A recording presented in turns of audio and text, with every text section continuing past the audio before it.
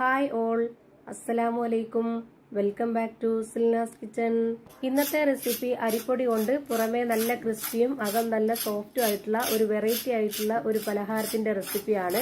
വളരെ പെട്ടെന്ന് തന്നെ തയ്യാറാക്കി എടുക്കാനും പറ്റും. നല്ല ടേസ്റ്റുമാണ് ഇത് കഴിക്കാനായിട്ട്. കുട്ടികൾക്കും വലിയവർക്കൊക്കെ ഒരുപോലെ ഇഷ്ടാവും.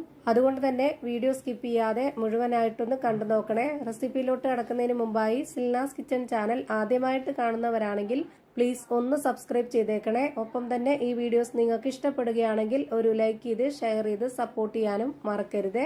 ഇനി നമുക്ക് റെസിപ്പിയിലോട്ട് കടക്കാം. അപ്പോൾ ആദ്യം തന്നെ ഞാനിവിടെ ഈ ഒരു പലഹാരത്തിന് വേണ്ടി എടുക്കുന്നത് അരിപ്പൊടിയാണ്. 250 ml കപ്പിന്റെ അളവിൽ 1/4 കപ്പ് വറുത്ത അരിപ്പൊടിയാണ് ഞാനിവിടെ ഒരു ബൗളിലേക്ക് ഇട്ട് കൊടുക്കുന്നത്. ഈ പലഹാരം തയ്യാറാക്കാനായിട്ട് വറുത്ത അരിപ്പൊടി തന്നെ എടുക്കണം. എന്നാലാണ് നമ്മൾ ഉദ്ദേശിക്കുന്ന ആ ഒരു കറക്റ്റ് പരുവത്തിലും നല്ല ടേസ്റ്റിലും കിട്ടുള്ളൂ. ഇനി ഇതൊന്ന് മാറ്റി വെച്ചേക്കാം. അടുത്തതായിട്ട് ഞാനിവിടെ ഒരു മിക്സിയുടെ ജാർ എടുത്തിട്ടുണ്ട്. ഇതിലേക്ക് ഇട്ട് കൊടുക്കുന്നത് 250 ml കപ്പിന്റെ അളവിൽ 1 കപ്പ് അളവിലാണ് ചോറ് എടുത്തിട്ടുള്ളത്. ഞാനിപ്പോ ഇവിടെ റോസ് അരിയുടെ ചോറാണ് എടുത്തിട്ടുള്ളത്. ഏത് അരിയുടെ ചോറായിരുന്നാലും കുഴപ്പമൊന്നുമില്ല. ചോറ് ഇട്ട് കൊടുത്തിട്ടുള്ള അതേ കപ്പ് അളവിൽ തന്നെ 250 ml കപ്പിന് 1/4 കപ്പ് വെള്ളം ഇതിലേക്ക് ഒഴിച്ചു കൊടുക്കാം. ഇനി ഇതിലേക്ക് 2 അല്ലി വെളുത്തുള്ളിയും 1/4 സ്പൂൺ അളവിൽ ചെറിയ ജീരകവും 1 നുള്ള് മഞ്ഞൾപ്പൊടിയും ഇട്ട് കൊടുത്തിട്ട് ഇത് നന്നായിട്ടൊന്ന് അരച്ചെടുക്കണം. ഇത് അരച്ചെടുക്കുമ്പോൾ ഒരുപാട് വെള്ളം ഒഴിച്ചു കൊടുക്കാതെ എത്രയാണോ ചോറെടുക്കുന്നത് ആ ഒരു കപ്പിന് 1/4 കപ്പ് അളവിൽ മാത്രം വെള്ളം ഒഴിച്ചു കൊടുത്തിട്ട് ഇത് നല്ല പോലെ ഒന്ന് അരച്ചെടുക്കാം. അരച്ചെടുത്ത മിക്സ് ഈ ഒരു അരിപ്പൊടിയിലേക്ക് മുഴുവനായിട്ടും ഒഴിച്ചു കൊടുക്കുന്നുണ്ട്. ഇപ്പൊ ദാ വേറെ വെള്ളമൊന്നും ഒഴിച്ചു കൊടുക്കാതെ നല്ല കട്ടിയായിട്ടാണ് അരച്ചെടുത്ത് ഇതിലേക്ക് ഒഴിച്ചു കൊടുത്തിട്ടുള്ളത്. ഇനി ഇതിലേക്ക് ഒരു 1/4 മുറി തേങ്ങ ചിരകിയതാണ് ഇട്ട് കൊടുക്കുന്നത്. പിന്നെ ഇതിലേക്ക് ഒരു പകുതി സബോള ചെറുതായിട്ട് കട്ട് ചെയ്തെടുത്തിട്ടുള്ളത് ഇട്ട് കൊടുക്കുന്നുണ്ട്. ഇതിന്റെ കൂടെ നിങ്ങൾക്ക് വെജിറ്റബിൾസ് വല്ലതും ഇട്ട് കൊടുക്കണമെന്നുണ്ടെങ്കിൽ അങ്ങനെ ഇട്ട് കൊടുക്കാം, കുഴപ്പമൊന്നുമില്ല. എന്തിട്ട് കൊടുത്താലും നന്നായിട്ട് ചെറുതായിട്ട് കട്ട് ചെയ്തതിന് ശേഷം വേണം ഇട്ട് കൊടുക്കാനായിട്ട്. എങ്കിലേ കാണാനൊരു ഭംഗിയും അതുപോലെ തന്നെ കഴിക്കാനൊക്കെ നല്ല ടേസ്റ്റി ആയിട്ട് കിട്ടുള്ളൂ. ഇതിലേക്ക് എരിവിന് വേണ്ടി ഇട്ട് കൊടുത്തിട്ടുള്ളത് 2 പച്ചമുളകും 4 ഉണക്കമുളകുമാണ്. പിന്നെ കുറച്ച് കറിവേപ്പിലയും ഇതേപോലെ തന്നെ ചെറുതായിട്ട് കട്ട് ചെയ്ത് ഇട്ട് കൊടുത്തിട്ടുണ്ട്. മല്ലിയില ഇട്ട് കൊടുക്കണമെന്നുണ്ടെങ്കിൽ അതും കൂടെ ഇട്ട് കൊടുക്കാവുന്നതാണ്. ഇനി ഇതിലേക്ക് ആവശ്യത്തിനുള്ള ഉപ്പും കൂടെ ഇട്ട് കൊടുത്തിട്ട് കൈവച്ചതുപോലെ നന്നായിട്ടൊന്ന് യോജിപ്പിച്ചെടുക്കണം.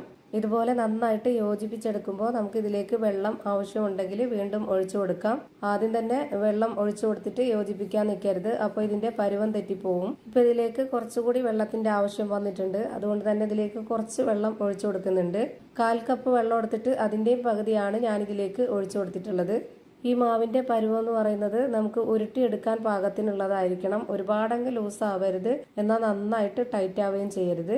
ഇപ്പൊ ദാ കറക്റ്റ് പരുവത്തിന് ഞാൻ ഇതെല്ലാം യോജിപ്പിച്ചെടുത്തിട്ടുണ്ട്. ഇനി കയ്യിൽ കുറച്ച് ഓയിലോ എണ്ണയോ ഒന്ന് സ്പ്രെഡ് ആക്കിയതിന് ശേഷം ഇതിന്ന് കുറച്ച് മാവ് എടുത്തിട്ട് നമുക്ക് ഇതുപോലെ ഒന്ന് ഉരുട്ടിയിട്ടെടുക്കാം. ഉരുട്ടിയെടുത്തതിന് ശേഷം കൈകൊണ്ടൊന്ന് പ്രസ് ചെയ്തിട്ട് ഈ ഒരു പരുവത്തിലാണ് റെഡിയാക്കി എടുത്തിട്ടുള്ളത്. എന്നാലാണ് ഇതിന്റെ അകമൊക്കെ നന്നായിട്ട് വെന്ത് കിട്ടുള്ളൂ. ഞാനിപ്പോ എല്ലാ മാവും ഇതേപോലെ തന്നെ ചെയ്ത ഒരു പാത്രത്തിലേക്ക് മാറ്റിയിട്ടുണ്ട്. ഇനി ഇത് എണ്ണയിൽ ഫ്രൈ ചെയ്തെടുക്കാം. അതിനു വേണ്ടിയിട്ട് ഞാനിവിടെ ഒരു പാൻ സ്റ്റൗവിലേക്ക് വെച്ച് ഫ്ലെയിം ഓൺ ആക്കി കൊടുത്തിട്ടുണ്ട്. ഇനി ഇതിലേക്ക് ഓയിൽ ഒഴിച്ചു കൊടുത്തതിന് ശേഷം ഓയിൽ നന്നായിട്ടൊന്ന് ചൂടായിട്ട് വരുന്ന സമയത്ത് ഇതൊരു മീഡിയം ഫ്ലെയിമിൽ ഇട്ട് കൊടുത്തതിന് ശേഷം ഓരോന്നോരോന്നായി ഇതിലേക്ക് ഇട്ട് കൊടുക്കാം. ഫ്ലെയിം നന്നായിട്ട് കൂട്ടി വെച്ച് ഫ്രൈ ചെയ്തെടുക്കരുത്, അപ്പോൾ ഇതിന്റെ ഉള്ളൊന്നും വെന്ത് കിട്ടത്തില്ല, പുറമേ നന്നായിട്ട് കരിഞ്ഞു പോവുകയും ചെയ്യും. ഇതിൽ ഒരുപാട് എണ്ണ ഒഴിച്ചു കൊടുത്തിട്ട് ഫ്രൈ ചെയ്തെടുക്കരുത്. ഇതുപോലെ പകുതി മാത്രം എണ്ണ ഒഴിച്ചു കൊടുത്തിട്ട് ഇതുപോലെ ഫ്രൈ ചെയ്തെടുക്കുക. എന്നാലാണ് ഇത് കറക്റ്റ് പരുവത്തിന് കിട്ടുള്ളൂ. അല്ലാന്നുണ്ടെങ്കിൽ ഇത് മുങ്ങിക്കിടക്കുന്ന രീതിയിൽ എണ്ണ ഒഴിച്ചു കൊടുത്ത് ഫ്രൈ ചെയ്തെടുക്കാൻ നിന്ന് കഴിഞ്ഞാൽ ഇതിന്റെ ഷേപ്പൊക്കെ വിട്ടുപോകും. ഇപ്പൊ ഇതിന്റെ ഒരു സൈഡ് വെന്ത് കിട്ടിയിട്ടുണ്ട്. ഇനി ഇതെല്ലാം ഒന്ന് തിരിച്ചിട്ട് കൊടുക്കാം. ഇനി ഈ ഒരു ഭാഗം കൂടെ ഒന്ന് വെന്ത് വരട്ടെ. ഇപ്പോൾ ഇതിന്റെ 2 സൈഡും വെന്ത് കിട്ടിയിട്ടുണ്ട്. ഇനി നമുക്ക് ഓരോന്നോരോന്നായിട്ട് എണ്ണയിൽ നിന്ന് മാറ്റാം. ഇത്രയേ ഉള്ളൂ, കണ്ടില്ലേ? വളരെ സിമ്പിൾ ആയിട്ടുള്ള നല്ല ടേസ്റ്റി ആയിട്ടുള്ള ഒരു അടിപൊളി പലഹാരമാണ്. ഇത് ചെയ്തെടുക്കാനായിട്ട് പ്രത്യേകിച്ച് ഒരു ചെലവില്ല. നമ്മുടെ വീട്ടിൽ സ്ഥിരമായിട്ടുള്ള സാധനങ്ങൾ വെച്ചിട്ട് തന്നെയാണ് ചെയ്തിട്ടെടുക്കുന്നത്. അപ്പോൾ ദാ പുറമേ നല്ല ക്രിസ്പിയും അകം നല്ല സോഫ്റ്റ് ആയിട്ടുള്ള ഒരു അടിപൊളി പലഹാരം റെഡിയായി കിട്ടിയിട്ടുണ്ട്. അപ്പോൾ എന്തായാലും നിങ്ങളും ഇതുപോലെ ഒന്ന് ട്രൈ ചെയ്ത് നോക്കുക. നിങ്ങൾക്ക് എല്ലാവർക്കും ഇഷ്ടമാവും. അപ്പോൾ ഇത്രയേ ഉള്ളൂ ഇന്നത്തെ വീഡിയോ ഇഷ്ടമായാൽ ലൈക്ക് ചെയ്യാനും കമന്റ് ചെയ്യാനും ഷെയർ ചെയ്യാനും മറക്കരുത്. ഞാനിടുന്ന പുതിയ വീഡിയോസ് നോട്ടിഫിക്കേഷനായിട്ട് കിട്ടുന്നതിന് വേണ്ടി സബ്സ്ക്രൈബ് ചെയ്ത് ബെല്ലൈക്കൺ അമർത്തി അതിൽ ഓൾ എന്ന ഓപ്ഷൻ എനേബിൾ ചെയ്ത് കൊടുക്കാനും മറക്കരുത്. പുതിയൊരു വീഡിയോയുമായി വീണ്ടും വരും. Thank you for watching.